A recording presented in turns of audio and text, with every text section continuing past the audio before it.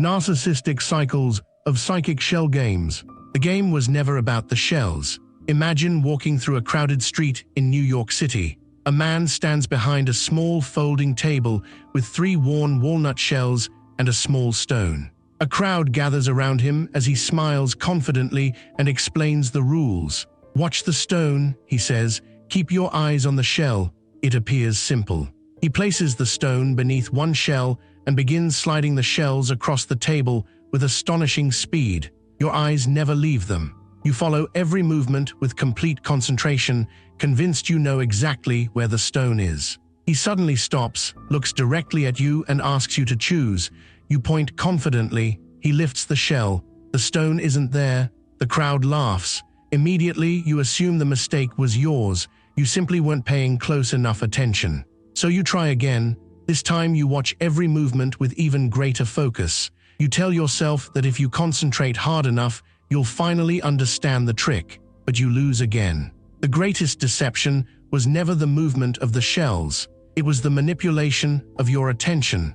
Long before you realized a game was being played, the hustler had already accomplished his objective. He convinced you that the answer could be found by watching the shells. While your attention remained fixed upon what he wanted you to see, the real deception was happening somewhere else entirely. For many survivors of narcissistic abuse, this becomes an extraordinarily accurate metaphor for the psychological experience they describe. Life begins to resemble a psychic shell game. Not because anything supernatural is taking place, but because your perception is being continually redirected. Every time you believe you have understood why the narcissist criticized you, controlled you, humiliated you, or suddenly withdrew their affection, the explanation changes. What appeared to be cruelty suddenly becomes constructive criticism. Humiliation becomes motivation. Control becomes protection.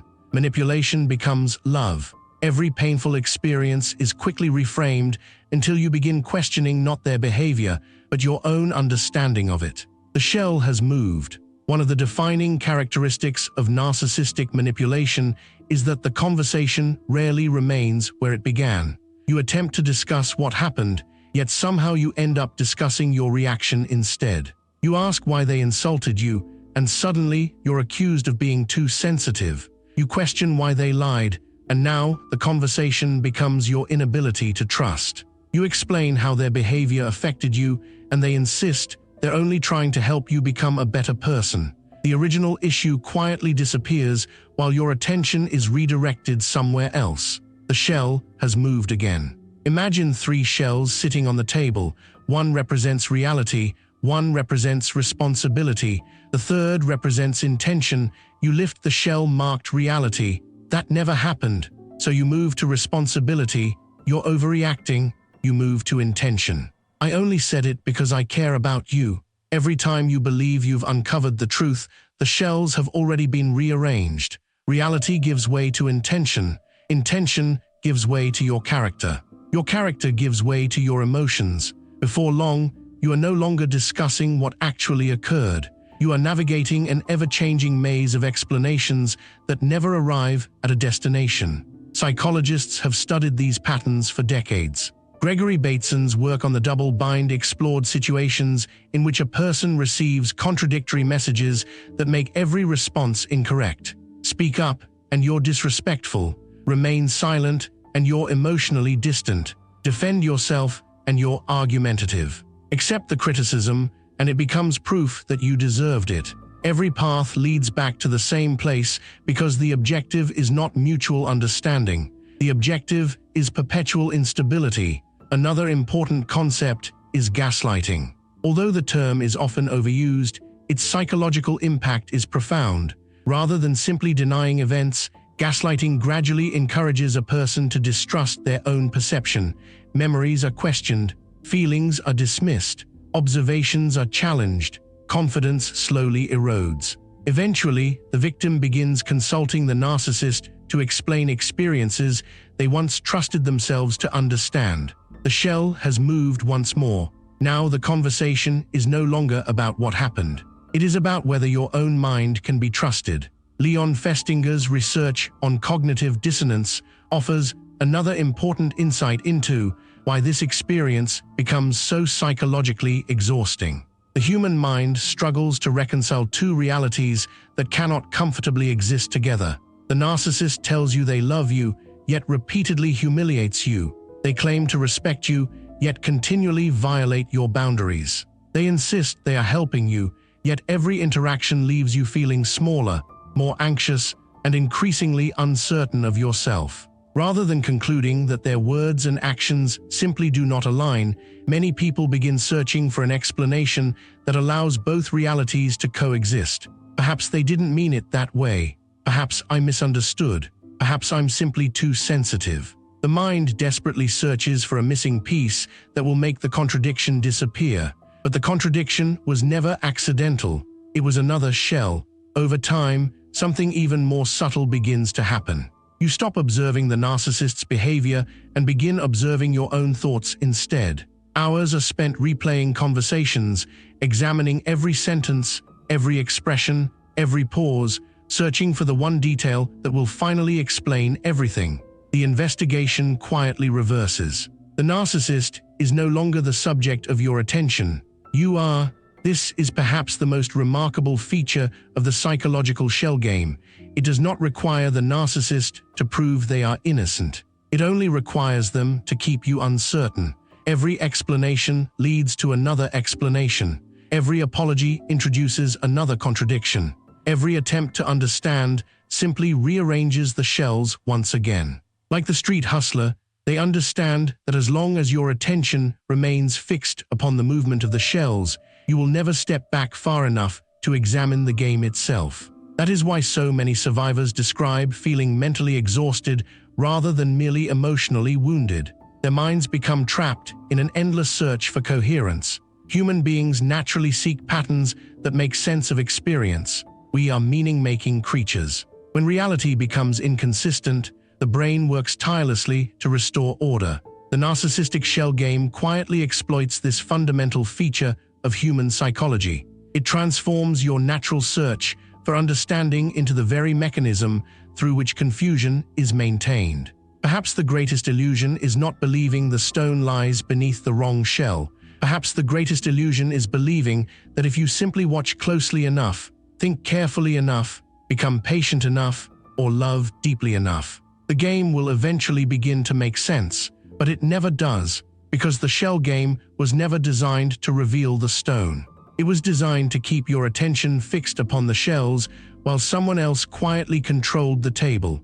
And that is where the psychological trap truly begins. The mind begins chasing the shells. Once the shell game has been established, something remarkable begins to happen. The narcissist no longer needs to convince you that they are right. They only need to keep you searching. This is where the psychological manipulation becomes far more sophisticated. The abuse is no longer confined to harsh words, insults, or criticism. It begins shaping the very way you think. Instead of asking simple questions like, "Was that behavior acceptable?" your mind becomes consumed with solving an ever-changing psychological puzzle. Every conversation feels like another round of the shell game. Every answer appears to lead toward clarity, only to dissolve into another layer of confusion. The human mind naturally seeks coherence. Psychologists have long understood that people possess a powerful drive to organize experience into a story that makes sense. When events are consistent, the brain relaxes. When they are contradictory, the mind continues searching for an explanation, certain there must be something it has missed, some hidden piece of information, some perspective that will finally make everything fit together. The narcissistic shell game quietly exploits this very human tendency. Rather than offering one consistent explanation, the narcissist continually changes the frame through which the situation is understood. One day they insult you because you are too weak. The next day you are criticized for becoming stronger. Yesterday they claimed you were selfish for putting yourself first. Today they accuse you of having no self-respect because you failed to stand up for yourself. Every attempt to improve simply uncovers another flaw waiting beneath another shell. The goalposts are always moving. What would have resolved yesterday's conflict somehow creates today's conflict. The rules change without announcement. The The standards change without explanation. The finish line disappears just as you believe you have finally reached it. Psychologists describe many of these patterns as forms of psychological manipulation. Gregory Bateson's work on the double bind explored situations in which every possible response becomes wrong. Speak up, and you are disrespectful. Remain silent, and you are emotionally unavailable. Defend yourself, and you are argumentative. Accept the criticism, and it becomes proof that you deserved it. Every direction leads to another accusation because the objective is not resolution. The objective is perpetual instability. Another layer of the shell game involves what psychologists call gaslighting. Here, the manipulation no longer focuses on the event itself, but on your perception of the event. You remember the conversation one way. The narcissist confidently insists it happened another way. They deny statements you clearly remember hearing. They minimize behavior that deeply affected you. They question your memory, your judgment, your emotions, and eventually your confidence in your own ability to distinguish truth from distortion. The shell has moved again. Now you are no longer asking what happened. You are asking whether you can trust your own mind. Leon Festinger's research into cognitive dissonance offers another important insight. The human mind struggles when confronted with two realities that cannot both be true. The narcissist says they love you, yet repeatedly humiliates you. They claim to respect you while consistently violating your boundaries. They insist they are helping you while their actions leave you anxious, confused, and emotionally exhausted. Rather than concluding that the narcissist's words and actions do not match, many people attempt to reconcile the contradiction by questioning themselves. Maybe I misunderstood.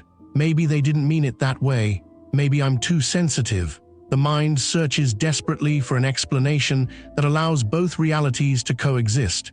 That search becomes the next shell. Over time, another psychological force begins to take hold. Moments of cruelty are interrupted by unexpected kindness. Harsh criticism is followed by affection. Emotional distance suddenly becomes warmth and reassurance. Psychologists refer to this pattern as intermittent reinforcement. Ironically, rewards that arrive unpredictably often become more psychologically compelling than rewards that are consistent. Just enough kindness is offered to convince you that the relationship can still be repaired. Just enough hope remains beneath one shell to keep you reaching for the next one. Before long, you are no longer trying to understand isolated incidents. You are trying to solve the entire person.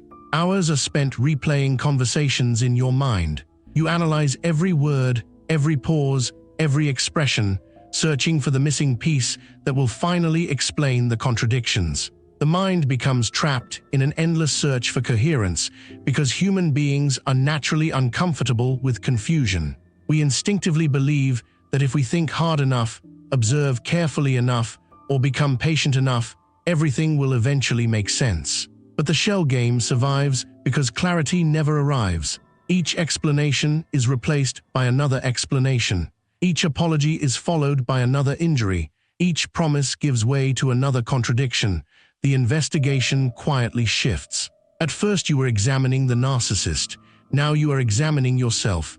Am I remembering correctly? Am I being unfair? Am I overreacting? Why can't I figure this out? This may be the most devastating transformation of all. The narcissist is no longer the subject of the investigation. You are, and while your attention remains fixed on your own thoughts, your own motives, and your own perception, the shells continue moving unnoticed across the table. That is the genius of the psychological shell game. It is not designed to convince you that the narcissist is perfect.